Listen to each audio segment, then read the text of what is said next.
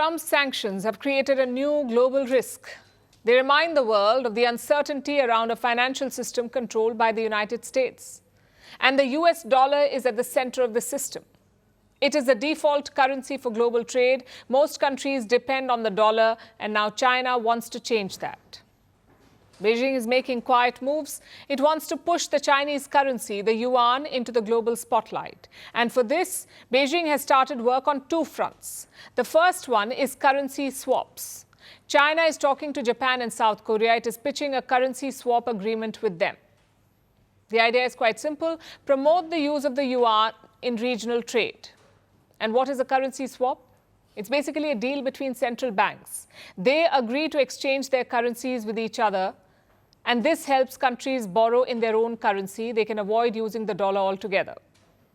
China has such deals with many countries, but this one would be different, because Japan and South Korea are strong US allies. They have a close trade and defense relationship with Washington. But they have been hit by American tariffs too. And that has given China an opening. Beijing sees this as a rare opportunity, a chance to move closer to two key American allies in the region, Japan and South Korea. China is pitching the yuan as a more stable option, a currency that is less affected by politics. You see, Trump's trade war has weakened the dollar. It has dropped in value.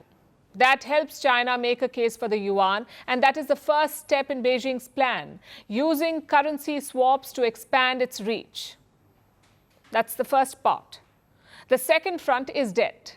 China is offering cheaper loans in the yuan. It is offering refinancing to existing creditors, so they can convert their debt from American dollars to the Chinese yuan. And how does it help? Well, China's interest rates are lower, so borrowing in the yuan means lower repayment, lower interest rates, so lower EMIs, basically. Several countries have already taken this offer. Ethiopia is among them. Ethiopia had a $5.3 billion loan with China. They have converted this debt into yuan. Similarly, Kenya has also converted a loan they had borrowed from China for a railway project. By switching from the US dollar to the Chinese yuan, Kenya has saved $215 million in repayment. Meanwhile, some countries have started borrowing directly in the yuan, like Hungary and Kazakhstan. They recently sold bonds in the Chinese currency. Sri Lanka has borrowed in the yuan for a highway project. The loan was for $500 million US. But the debt is denominated in the yuan. Now, so far this year, governments and institutions have issued loans worth 68 billion yuan, which is about $9.5 billion US. This amount has doubled from last year. Every deal like this one means less dependence on the dollar and a stronger role for the yuan. Same for global trade.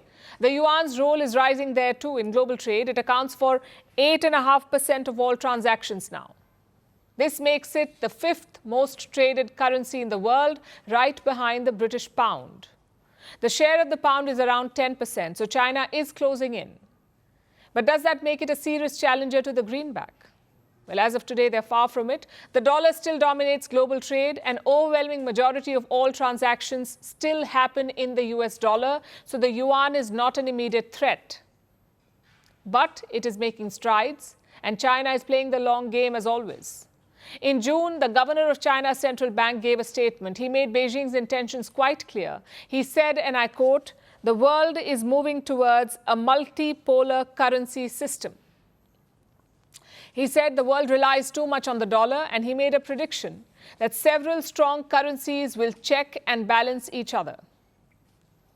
Of course, none of this spells good news for Donald Trump. Protecting the US dollar is one of his biggest political promises. But China's latest moves have turned up the heat. The message from Beijing is clear. The greenback is on notice. Want the facts? The latest developments? News that gets straight to the point. Well, we've got all three just for you. This is Firstpost Live, a brand new show, your window into what really matters. Don't miss it.